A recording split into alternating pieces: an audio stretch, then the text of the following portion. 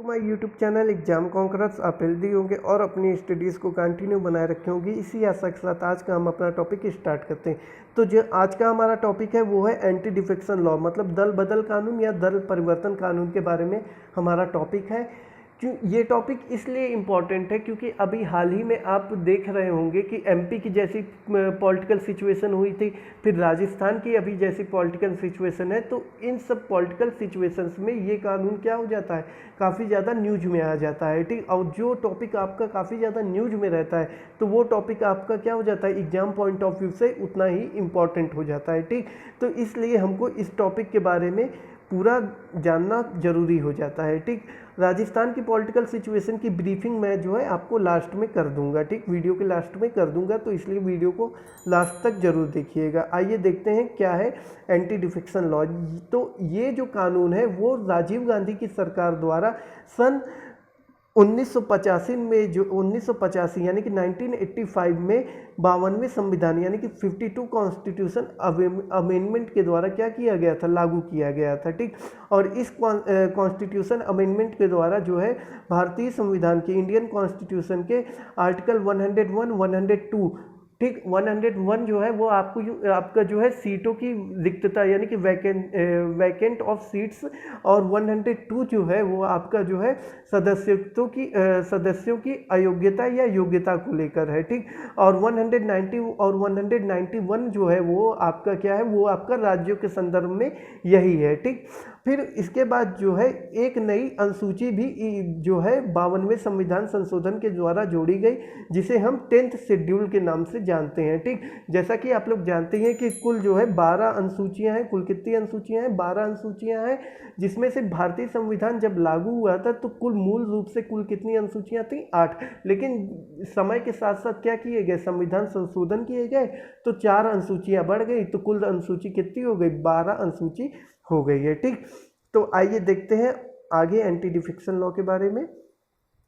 तो यहाँ पे आप देख ही रहे होंगे कि 1960, तो इसके बारे में हम थोड़ा बैकग्राउंड डिस्कस करते हैं कि क्या है इसका बैकग्राउंड, क्यों ज़रूरत पड़ी इस लॉ के। ठीक, तो 1967 का जो है वो 1967 का जो एरा है उसको एक तरह से कोलिशन एरा के नाम से जाना जाता है, या पीरियड ऑफ कोलिशन एरा जाना जाता है। ठीक, क्योंकि इस एरा में क्या हो रही थी, इस समय क्या हो रहा था, काफ़ी ज़्यादा गठबंधन की सरकारें अलग अलग राज्यों में बन रही थी। ठीक, आप यहाँ पे देख सकते हैं कि 1967 से 1971 के बीच लगभग 142 मेंबर ऑफ पार्लियामेंट्स, मतलब कि जो संसद के सदस्य थे, और लगभग 1900 MLA, member of legislative assembly के जो सदस्य थे, उन्होंने अपनी पार्टी से क्या कर दिया, डिफेक्ट कर दिया। मतलब कि वो एक पार्टी छोड़ के दूसरी पार्टी में जाते।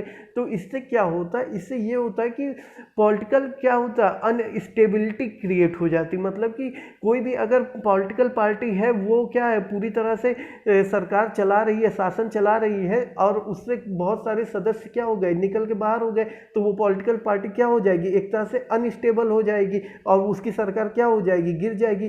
तो इन सब को देखते हुए ये कानून को लाना क्या हो गया, काफ़ी ज़्यादा जरूरी हो गया था। ठीक, इसी तरह से एक आप केस सुने होंगे, एक हरियाणा के एमएलए थे गयालाल जी। ठीक, उनका नाम क्या था, गयालाल जी। उन्होंने क्या किया था, उन्होंने एक ही दिन में 3 पॉलिटिकल पार्टीज को बदल दिया। ठीक, मतलब कि पहले वो किसी में जाते, फिर दूसरे में, फिर तीसरे में, मतलब 3 पॉलिटिकल पार्टीज क्या किया, डिफेक्ट किया।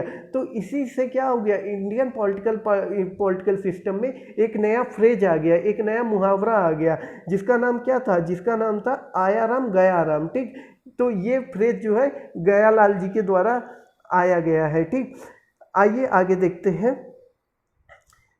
तो यहाँ पे प्रोविजंस क्या है डिस्क्वालीफाई के प्रोविजंस क्या है। ठीक, किसी भी अगर पॉलिटिकल पार्टी का कोई सदस्य जो है, किसी हाउस का सदस्य है, तो उसके कौन कौन से प्रोविजन है जिसके द्वारा वो डिस्क्वालीफाई किया जा सकता है। तो आइए देखते हैं प्रोविजंस। तो a member of a house belonging to any political parties becomes disqualified for being a member of the house in those 2 situations. ठीक, इन 2 सिचुएशंस के द्वारा क्या होते हैं, डिस्क्वालीफाई किया जा सकता है। अगर क्या होता है, वॉलंटरी गिव्स अप्स कर दे, मतलब कि स्वेच्छा से अपनी क्या कर दे, वो सदस्यता छोड़ दे, तब उसको क्या किया कर दिया जाएगा, डिस्क्वालीफाई कर दिया जाएगा। ठीक, फिर दूसरा क्या है, दूसरा ये है कि अगर क्या कर दिया जाए कि पार्टी कोई क्या करती है, आदेश जारी करती है, पार्टी आदेश जारी करती है कि हमको जो है संसद में जो है या विधानसभा में जो है हमको इस मत पे इस तरह का क्या देना है, इस तरफ वोट देना है, ठीक, इस तरह से मत देना है, ठीक। और वो जो है उस पार्टी का जो एक सदस्य है वो क्या कर दे, उसके अगेंस्ट, उसके जो आदेश जारी किए हैं पार्टी के, उस आदेश के क्या कर दे, अगेंस्ट में जाके वोट कर दे, तब वहाँ पे क्या कर दिया जाएगा, वहाँ पे उसको एक तरह से मान लिया जाएगा कि ये पार्टी से क्या कर दिया है, डिफेक्ट कर दिया है, ठीक, मतलब पार्टी के एक तरह से क्या कर दिया है, विरोध में हो गया है, और उसको एक तरह से क्या कर दिया जाएगा, डिस्क्वालीफाई कर दिया जाएगा। लेकिन यहाँ पे एक एक्सेप्शन ये है कि अगर पॉलिटिकल पार्टी, अगर पॉलिटिकल पार्टी उस सदस्य को जो कि क्या किया है, जो कि अपनी पार्टी के विरोध में डाला है, अपनी पार्टी के विरोध में ही मत दिया है, अगर उसको पॉलिटिकल पार्टी क्या कर दे, 15 दिन के अंदर क्षमा दे दे, मतलब कि माफ़ कर दे या कंडोन्ड कर दे, तब उसकी जो है सदस्यता नहीं जाएगी, मतलब उसको डिस्क्वालीफाई नहीं किया जाएगा, ठीक। फिर दूसरी सिचुएशन क्या है, दूसरी सिचुएशन जो है आपका वो इंडिपेंडेंट मेंबर्स के लिए, पहली सिचुएशन जो आपका था वो पॉलिटिकल पार्टीज़ के लिए थी, अगर कोई पॉलिटिकल पार्टी का मेंबर है उसके बारे में आपकी पहली सिचुएशन थी। अब दूसरी सिचुएशन जो है आपकी वो इंडिपेंडेंट मेंबर, मतलब कि जो निर्दलीय सदस्य होते हैं उनके बारे में। अगर कोई निर्दलीय सदस्य क्या होता है, अगर कोई निर्दलीय सदस्य किसी जो है संसद का सदस्य बन जाता है या किसी विधानसभा का सदस्य बन जाता है, तो वो क्या होता है, वो उसको जो है कोई भी पॉलिटिकल पार्टी जो है उसको जो है किसी भी तरह की पॉलिटिकल पार्टी ज्वाइन करने का अधिकार नहीं रहता है, ठीक। क्योंकि जनता ने उसको कैसे वोट दिया है, जनता ने उसको वोट दिया है एक तरह से निर्दलीय सदस्य के रूप में, ठीक। तो एक तरह से वो क्या करेगा, वो एक तरह से जनता से बिट्रे करेगा, ठीक, जनता से डिफेक्ट करेगा, ठीक। तो इसलिए अगर कोई निर्दलीय सदस्य कोई चुनाव में खड़ा होता है और वो चुनाव जीत जाता है, ठीक, और वो जो है किसी हाउस का सदस्य भी बन जाता है, ठीक, तो उसके बाद वो किसी भी तरह की पॉलिटिकल पार्टीज़ को ज्वाइन नहीं कर सकता है, ठीक। तो ये प्रोविज़न आप ध्यान रखिएगा। फिर तीसरा जो आपका प्रोविज़न है वो है नॉमिनेटेड मेंबर, मतलब कि जो नामित सदस्य होते हैं, जो कि राष्ट्रपति के द्वारा आपका संसद में नामित किए जाते हैं, और जो राज्यों में रहते हैं, राज्यों में राज्यपाल के द्वारा आपका नामित किए जाते हैं, ठीक। तो नामित सदस्यों के विषय में क्या प्रावधान है, अगर कोई नामित सदस्य, ठीक, अगर कोई नामित सदस्य अगर कोई नामित सदस्य है वो क्या कर दे, वो किसी हाउस का मेंबर बन जाता है, ठीक, और वो 6 महीने के अंदर किसी पॉलिटिकल पार्टी की क्या कर लेता है, सदस्यता ले लेता है, तब उसको डिस्क्वालीफाई नहीं किया जाएगा, ठीक। तो याद रखिएगा, अगर कोई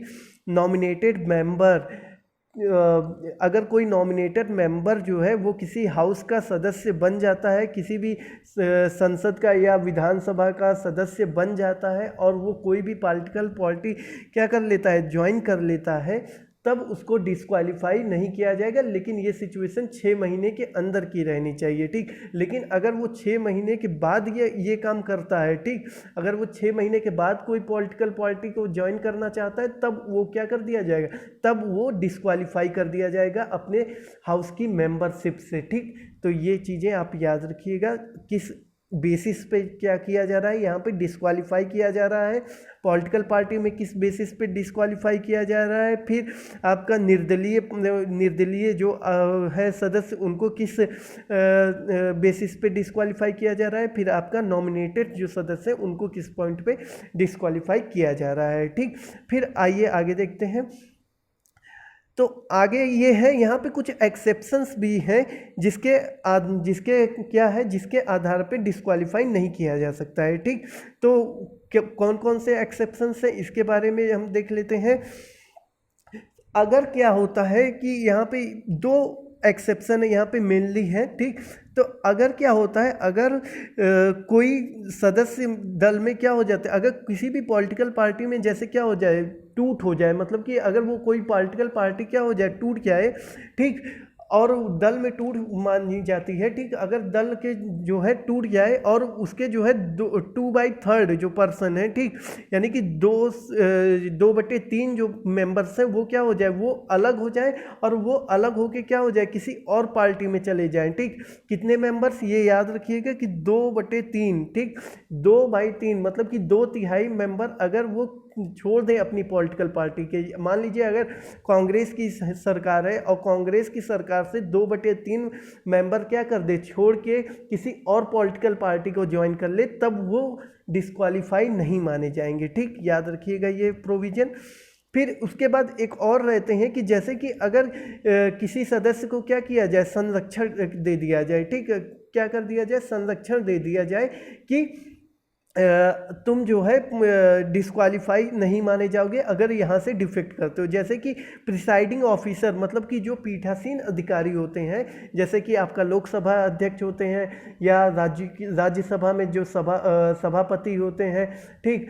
फिर उसके बाद जो होते हैं आपका जो राज्यों के जो विधानसभा में विधानसभा के जो अध्यक्ष होते हैं, वो अगर वो क्या हो जाते हैं, वो उनकी सरकार बनती है और उनकी सरकार बनने के बाद उनको क्या कर दिया जाता है, एक तरह से प्रिसाइडिंग ऑफिसर बना दिया जाता है, यानी कि पीठासीन अधिकारी बना दिया जाता है।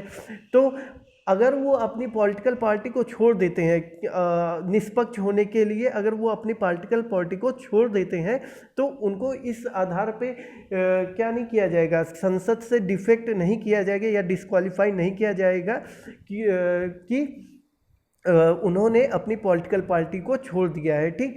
तो ये प्रोविजन है एक पीठासीन अधिकारी के बारे में, ठीक। उनको ये संरक्षण प्राप्त है कि वो अपनी पॉलिटिकल पार्टी क्या कर सकते हैं, छोड़ सकते हैं, ठीक, निष्पक्ष होने के लिए। आइए आगे देखते हैं।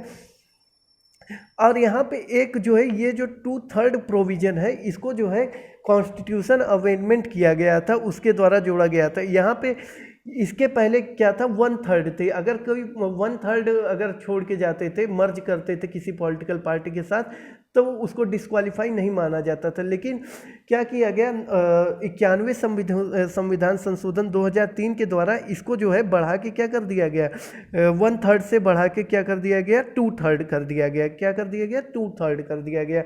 ऐसा इसलिए किया गया क्योंकि अगर बड़े राज्यों को देखा जाए, जैसे अगर मान लीजिए आप उत्तर प्रदेश की बात करिए, तो उत्तर प्रदेश में कुल जो है विधानसभा की सीटों की जो संख्या है वो है आपका लगभग में 403 है, ठीक। अगर इसका क्या किया जाए, 1/3 किया जाए तो लगभग कितना हो जाएगा, 134 हो जाएगा।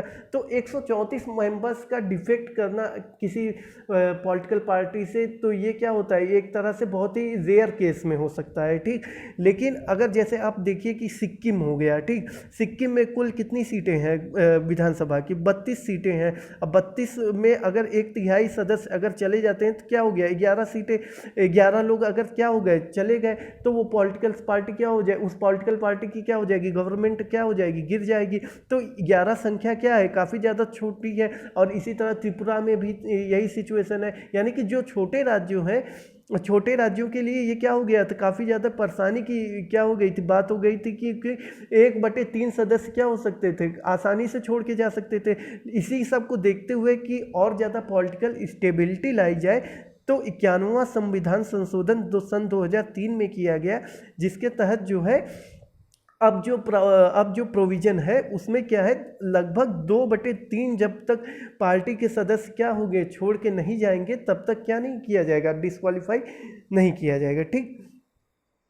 तो आइए आगे देखते हैं। तो आगे यहाँ पे आप देखिए कि डिसाइडिंग अथॉरिटी कौन सी होती है। मतलब डिसाइडिंग अथॉरिटी का मतलब कि कौन डिसीजन लेगा कि ये जो पॉलिटिकल पार्टी के सदस्य हैं, इनको अब क्या कर देना चाहिए, एक तरह से डिस्क्वालीफाई कर देना चाहिए। इसका कौन निर्णय लेगा, ठीक। तो इसका जो निर्णय लेंगे वो presiding officer of the house, मतलब कि जो भी सदस्य जिस भी हाउस का रहेगा, उस हाउस का जो पीठासीन अधिकारी रहता है, वो ये क्या करता है, डिसीजन लेता है किसी भी सदस्य के डिस्क्वालिफिकेशन का, ठीक। तो प्रिसाइडिंग ऑफिसर का मतलब क्या हो गया, प्रिसाइडिंग ऑफिसर मतलब कि संसद में क्या हो गया, जो लोकसभा का अध्यक्ष क्या हो गया, वो आपका लोकसभा में हो गया, फिर राज्यसभा में कौन हो गया, जो राज्यसभा के सभापति होते हैं, फिर उसके बाद जो है विधानसभा में आपके कौन हो गए, विधानसभा में जो विधानसभा अध्यक्ष होते हैं वो एक तरह से क्या करते हैं, प्रिसाइडिंग ऑफिसर रहते हैं। और प्रिसाइडिंग ऑफिसर ही क्या करता है, ये निर्णय लेता है कि किस सदस्य को डिस्क्वालीफाई करना है, किस सदस्य को डिस्क्वालीफाई नहीं करना है, ठीक।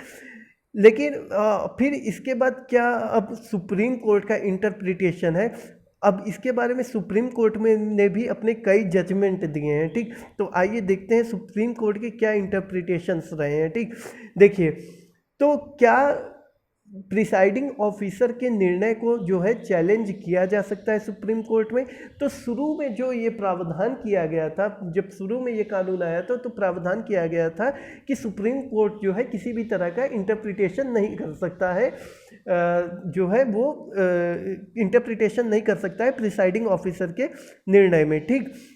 लेकिन बाद में क्या हुआ, बाद में जो किहोतो होलाहान जो केस था आपका, जो किहोतो होलाहान जो 1993 का जो केस था, उसमें सुप्रीम कोर्ट ने ये कहा कि जब भी कोई भी आपका पीठासीन अधिकारी जो है निर्णय देता है किसी भी सदस्य को डिस्क्वालीफाई करने के लिए, तो वो एक तरह से क्या हो जाता है, वो एक तरह से ट्रिब्यूनल की तरह का काम करता है, मतलब कि वो एक इंस्टीट्यूट हो जाता है, ट्रिब्यूनल का इंस्टीट्यूट हो जाता है, ठीक। न्याय जो है लेने का इंस्टीट्यूट हो जाता है। और जब न्याय की बात आ जाती है तो वहाँ पे क्या हो जाता है, वहाँ पे सुप्रीम कोर्ट की भी क्षेत्राधिकार का अधिकारिता आ जाती है, मतलब कि सुप्रीम कोर्ट की भी जुडिशियल रिव्यू जो कि आर्टिकल 136 की तहत दी गई है, वहाँ पे वो क्या हो जाती है, ऑटोमेटिक आ जाती है, ठीक। तो इसलिए सुप्रीम कोर्ट का पूरा अधिकार है, यानी कि कोर्ट का पूरा अधिकार है वो क्या करने का, इंटरप्रिटेट करने का, कि वो गवर्नर के डिसीजन को क्या कर सकती है, बदल भी सकती है डिस्क्वालीफाई के, ठीक, या उसका जो भी डिसीजन हो उसको क्या कर सकती है, बदल सकती है, जो प्रिसाइडिंग ऑफिसर होता है, ठीक। गवर्नर गलती से निकल गया, वो प्रिसाइडिंग ऑफिसर होगा, ठीक। फिर इसके बाद आइए और देखते हैं कि और सुप्रीम कोर्ट के क्या क्या इंटरप्रिटेशंस है, ठीक। फिर इसी के बाद आपका आता है एक, लेकिन यहाँ पे जब यहाँ पे एक कर्नाटक के केस में एक बात सामने आई, जब आपका कर्नाटक वाला पॉलिटिकल क्राइसिस हुई थी और वहाँ के जो सरकार थी वो चली गई थी किसके पास, वो चली गई थी सुप्रीम कोर्ट के पास चली गई थी।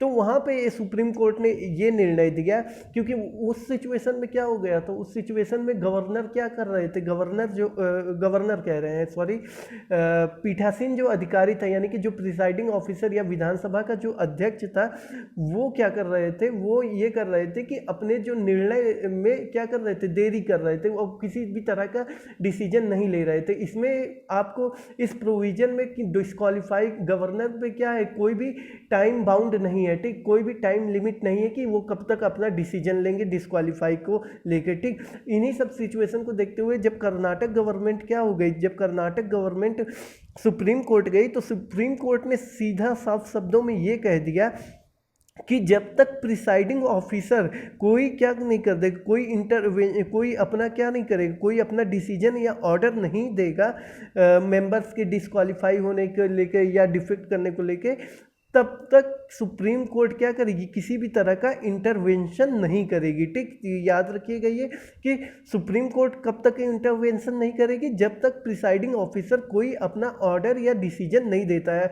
ऐसा क्यों किया सुप्रीम कोर्ट ने, क्योंकि आप लोग जानते हैं कि हमारे यहाँ क्या है, 3 अंग है शासन के, ठीक, विधायिका, कार्यपालिका, न्यायपालिका, और तीनों का अलग अलग क्या है, सेपरेशन ऑफ पावर है, यानी कि लेजिस्लेटिव, एग्जीक्यूटिव और जुडिशरी, तीनों में क्या है, सेपरेशन ऑफ पावर है। और इसी सेपरेशन ऑफ पावर को मेंटेन बनाए रखने के लिए सुप्रीम कोर्ट ने ये डिसीजन लिया है, ठीक। फिर इसके बाद एक केस आता है आपका Ram Naik versus union of India, 1994 का जो केस आता है, उसमें ये कहा जाता है कि जो अगर फॉर्मल क्या किया जाएगा, अगर फॉर्मल रिजाइनेशन दे दिया जाए, यानी कि त्याग पत्र भी दे दिया जाए, तो उसको भी एक तरह से क्या किया जाएगा, उसको भी एक तरह से क्या माना जाएगा, उसको भी एक तरह से ये माना जाएगा कि उसने क्या कर दिया है, उस वो जो सदस्य जो रिजाइन दिया हुआ है उसने अपनी पॉलिटिकल पार्टी से डिफेक्ट कर दिया है। ठीक, ऐसा इस केस में सुप्रीम कोर्ट ने अपनी एक वर्डिक्ट में कहा था। ठीक, इसी तरह से एक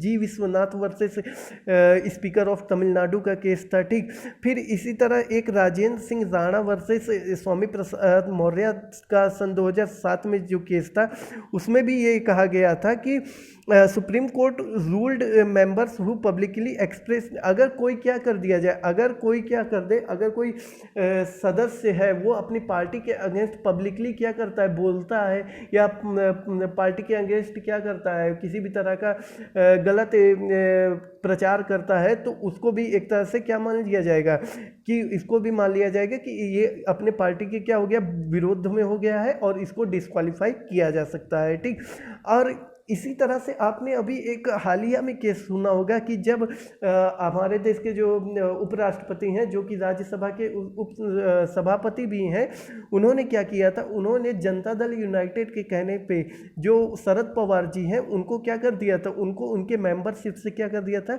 डिस्क्वालीफाई कर दिया था। और जबकि शरद पवार ने ये कहा था क्यों कि मैंने अपनी पार्टी की सदस्यता नहीं छोड़ी है, तब मुझे क्यों डिस्क्वालीफाई किया जा रहा है। तब जो हमारे देश के उपराष्ट्रपति या जो राज्यसभा के सभापति जी हैं वेंकैया नायडू जो है, तो उन्होंने इसी केस का हवाला दिया था कि अगर आप क्या करते हैं अपनी, इन्हीं दोनों केस का क्या किया था, राम नाईक और राजेंद्र सिंह राणा केस का क्या किया था, हवाला दिया था कि अगर आप क्या करते हैं, एक तरह से अपनी पार्टी के खिलाफ जाके कुछ हमेशा कार्य करते हैं या अपने पार्टी से एक तरह से इस्तीफ़ा दे देते हैं, अपनी पार्टी को ना इस्तीफ़ा देके सदस्यता से अपनी इस्तीफ़ा देते हैं, तो आपको क्या कर लिया जाएगा, आपको एक तरह से डिस्क्वालीफाई ही माना जाएगा। ठीक, इसी आधार पे राज्यसभा से जो है शरद पवार जी को क्या कर दिया गया था, डिस्क्वालीफाई कर दिया गया था। ठीक, तो ये भी एक सिचुएशन थी। फिर आगे हम देखते हैं कि रिकमेंडेशन क्या हुए हैं। ठीक, कौन कौन से रिकमेंडेशन है इस कानून को लेके कि इसमें क्या क्या सुधार किए जा सकते हैं, इसको लेके क्या क्या रिकमेंडेशन दिए गए हैं अलग अलग आयोग के द्वारा, अलग अलग संस्थाओं के द्वारा, कौन कौन से रिकमेंडेशन है इसको हम देखते हैं। ठीक, तो 1999 में आपका लॉ कमीशन बना एक, ठीक, विधि आयोग बना। ठीक, उसने ये कहा कि merger should not be exempt from disqualification. ठीक, कि मर्जर को क्या ना किया जाए, अगर कोई अगर मान लीजिए कि अगर 2/3 भी सदस्य क्या कर ले, छोड़ के दूसरी पॉलिटिकल पार्टी में मर्ज कर जाए, ठीक, तब भी उनको क्या करना चाहिए, उनको एग्जेम्प्ट नहीं करना चाहिए डिस्क्वालिफिकेशन से, मतलब कि उनको जो है डिस्क्वालीफाई कर देना चाहिए। ठीक, फिर दूसरा डिसीजन क्या आता है, decision of disqualify be taken by governor president on the advice. फिर एक डिसीजन ये भी आता है लॉ कमीशन का कि एक जो है डिसीजन नहीं कह सकते, एक मतलब सुझाव लॉ कमीशन ने ये भी दिया कि ये जो पावर है डिस्क्वालीफाई की वो एक तरह से गवर्नर या प्रेसिडेंट को दे देनी चाहिए इलेक्शन कमीशन, जो के आधार पे मतलब कि गवर्नर और प्रेसिडेंट जो है वो इलेक्शन कमीशन से क्या करेंगे, सलाह लेंगे, और सलाह लेने के बाद क्या करेंगे, किसी पर्सन को डिस्क्वालीफाई करना है या नहीं डिस्क्वालीफाई है, फिर उसका निर्णय लेंगे। ठीक, तो एक सुझाव ये दिया लॉ कमीशन ने। ठीक, लेकिन यहाँ पे इस सुझाव में थोड़ी सी प्रॉब्लम दिखती है कि यहाँ पे पीठासीन अधिकारी जो है, क्योंकि संसद की अपनी एक क्या है, संसद एक अपने आप में एक संस्था है, और उस संस्था में जो उस संस्था में जो लोकसभा अध्यक्ष या राज्यसभा के सभापति या विधानसभा के अध्यक्ष रहते हैं, वो अपने में एक तरह के खुद क्या रहते हैं, खुद एक संस्था रहते हैं। ठीक, और एक संस्था क्या है, एक संस्था में क्या होता है, सुधार की ज़रूरत होती है, ये नहीं कि उस संस्था को ही क्या कर दिया जाए, पूरी तरह से समाप्त कर दिया जाए। ठीक, फिर तीसरी सिचुएशन, एक कॉन्स्टिट्यूशन रिव्यू कमीशन 2002 में बैठा था। ठीक, 2002 के जो कॉन्स्टिट्यूशन रिव्यू कमीशन था उसने ये कहा कि defectors should be banned from holding public offices, मतलब कि जो डिफेक्टर्स हो, जो भी क्या हो, जो भी एक तरह से अपनी पार्टी के अगेंस्ट जाके अगेंस्ट हो गए हो, ठीक, जो भी डिफेक्टर्स हो उनको क्या कर दिया जाए, उनको किसी भी तरह के पब्लिक ऑफिसेस हो या पब्लिक होल्डिंग की पोस्ट नहीं दी जाएगी, ठीक, या पब्लिक यानी कि सार्वजनिक ऑफिसेस या सार्वजनिक कार्यालय में नहीं रखा जाएगा, ठीक। तो ये एक सुझाव दिया कॉन्स्टिट्यूशन रिव्यू कमीशन ने। फिर एक आता है आपका सिविल सोसाइटी ग्रुप ने। तो सिविल सोसाइटी ग्रुप ने मुझे तो ये सुझाव सबसे बढ़िया लगता है कि उसने सिविल सोसाइटी ग्रुप ने ये सुझाव दिया कि voters be given right to recall defecting MPs MLA, कि जो भी एमपी एमएलए क्या करे, मतलब कि डिफेक्ट करें, उनको क्या कर देना चाहिए, उनको उनके वोटर पे छोड़ देना चाहिए। मतलब कि वोटर्स को क्या कर दिया जाए, राइट टू रिकॉल कर दे दिया जाए। मतलब कि पहले अगर किसी भी एमपी एमएलए को क्या करना है, डिफेक्ट करना है अपनी पार्टी से, तो पहले वो अपने क्या करे, अपने जो अपना जो क्षेत्र है, विधानसभा का क्षेत्र है या लोकसभा का जो क्षेत्र है, वो वहाँ पे जाके पहले अपने जो वोटर्स हैं या जो अपने जो विधानसभा के क्षेत्र के जो वोटर्स, वहाँ पे जाके पहले पूछे या रेफरेंडम करवाए कि क्या मैं इस अपनी पॉलिटिकल पार्टी से वो कर सकता हूँ, डिफेक्ट कर सकता हूँ। अगर वो कह देते हैं, अगर वहाँ की जनता कहती है हाँ आप डिफेक्ट करिए, तो आप कर दीजिए डिफेक्ट। अगर नहीं कहती तो आप नहीं कर सकते, क्योंकि जो जनता होती है वो क्या होती है, वो दो आधारों पे वोट कर सकती है, कि वो शीर्ष नेतृत्व को देखकर वोट कर सकती है। मतलब कि जो सुप्रीम लीडरशिप होती है किसी भी पार्टी को लेकर, वो क्या कर सकती है, वोट कर सकती है। अगर हो सकता है कि वो बीजेपी के नाम पे या कांग्रेस के नाम पे वोट की हुई हो, आपके नाम पे ना की हुई हो वोट, ठीक। तो एक तरह से ये क्या, यहाँ पे जनता क्या होगी, अपने आप को चीटेड क्या करेगी, फील करेगी, ठीक।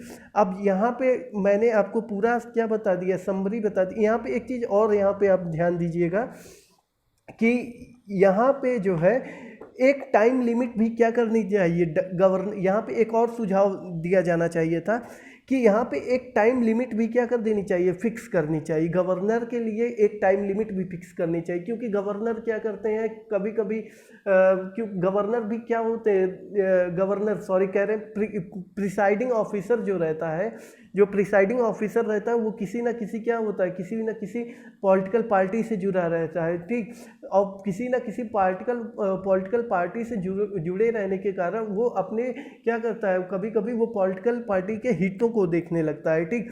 तो जिसके कारण वो निर्णय लेने में क्या करता है, देरी करता है, ठीक। तो यहाँ पे एक टाइम लिमिट भी क्या कर देनी चाहिए, एक टाइम लिमिट क्या कर देनी चाहिए, फिक्स कर देनी चाहिए गवर्नर के लिए, कि सॉरी कह रहे, गवर्नर नहीं, प्रिसाइडिंग ऑफिसर, मतलब कि पीठासीन अधिकारी के बारे में एक जो है टाइम लिमिट को क्या कर देना चाहिए, फिक्स कर देना चाहिए, ठीक। कि इतने समय में वो क्या कर ले, अपना डिसीजन दे ले, ठीक। इतने समय में कि किसी भी मेंबर को डिस्क्वालीफाई करना है कि नहीं करना है, इतने समय के अंदर क्या कर ले, डिसीजन दे ले, ठीक। नहीं तो डिसीजन देने में लेट होने से क्या होगा, डिसीजन देने में लेट होने से भी कई तरह की हानियां हो सकती हैं, ठीक। फिर दूसरा एक और सुझाव आप यहाँ पे दे सकते हैं, ये जितने भी सुधार हैं वो आपके एग्जाम पॉइंट ऑफ व्यू से बहुत ज़्यादा इंपॉर्टेंट है, क्योंकि अगर यूपीएससी में देखा जाए तो इस तरह से क्वेश्चन पूछ सकता है कि एक तरह से दल परिवर्तन कानून क्या है और इसके सुधार के बारे में आप क्या कह सकते हैं, ठीक। इसके सुधार के बारे में आप क्या कह सकते हैं इसके, ठीक। तो इस तरह से क्वेश्चन आ सकते हैं, तो आपसे सुझाव पूछता है एग्जाम में, ठीक। तो इस तरह के आप सुझाव लिख सकते हैं। और ख़ास तौर पे ये जो सुझाव हैं, क्योंकि ये जो सुझाव है खुद लॉ कमीशन के द्वारा दिए गए, कॉन्स्टिट्यूशन रिव्यू कमेटी के द्वारा दिया गया है, सिविल सोसाइटी ग्रुप के द्वारा दिया गया है, तो ये काफ़ी ज़्यादा इम्पॉर्टेंट हो जाता है, ठीक। अब आइए थोड़ा हम जान लेते हैं कि राजस्थान की प्रेजेंट टाइम पे क्या सिचुएशन है, ठीक। तो राजस्थान की प्रेजेंट टाइम की पॉलिटिकल क्या सिचुएशन है, इसके बारे में भी हम थोड़ा देख लेते हैं, ठीक। तो अगर आप राजस्थान के बारे में देखेंगे, ठीक, तो राजस्थान में कुल जो है आपके विधानसभा की जो सीटें हैं वो है 200, ठीक। कितनी है, 200, जिसमें से आपके जो कांग्रेस के मेंबर्स हैं वो हैं 107 और बीजेपी के जो हैं सदस्य हैं वो 75 हैं, ठीक। यानी कि 75 आपके बीजेपी के हैं, ठीक। अब यहाँ पे जो 107 में भी जो कांग्रेस के 107 मेंबर हैं उसमें जो है 6 मेंबर्स आपके बीएसपी के हैं, मतलब बसपा के हैं। और बीजेपी के में जो है वो 3 मेंबर्स किसके हैं, आरएलपी के हैं। आरएलपी वहाँ की एक लोकल क्या है, पॉलिटिकल पार्टी है। फिर आपका यहाँ पे बात आती है, फिर 18 जो मेंबर हैं वो है आपके निर्दलीय, मतलब कि एक तरह से अदर्स हैं, ठीक।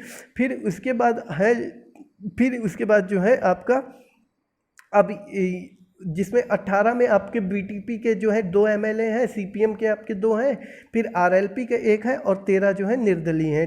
तो ये है आपकी कुल सिचुएशन की कितने कितने मेंबर्स हैं किसके, ठीक। अब देखिए, अब यहाँ पे सचिन, यहाँ पे हुआ क्या है, वहाँ पे एक ये चीज़ हुई थी कि एक राजस्थान सरकार ने एक एसओजी का गठन किया था। किसका गठन किया गया था? एक एसओजी का गठन हुआ था, ठीक। और इस एसओजी ने क्या किया, इस एसओजी ने भाजपा के 2 जो है नेताओं को क्या किया, गिरफ्तार कर लिया इस आरोप में कि वो राजस्थान की जो सरकार है कांग्रेस की, उसको क्या करना चाहते हैं, गिराना चाहते हैं। और फिर इस एसओजी ने क्या किया, सबके पास क्या की, एक नोटिस जारी की, ठीक है, सबके पास एक नोटिस भेजी, ठीक। इसी तरह की एक नोटिस जो है सचिन पायलट जी के पास भी गए। तो सचिन पायलट जी के पास जब ये नोटिस गया तो उन्होंने क्या किया, उन्होंने ये सोचा कि ये नोटिस मेरे खिलाफ क्यों दिया गया है, ठीक।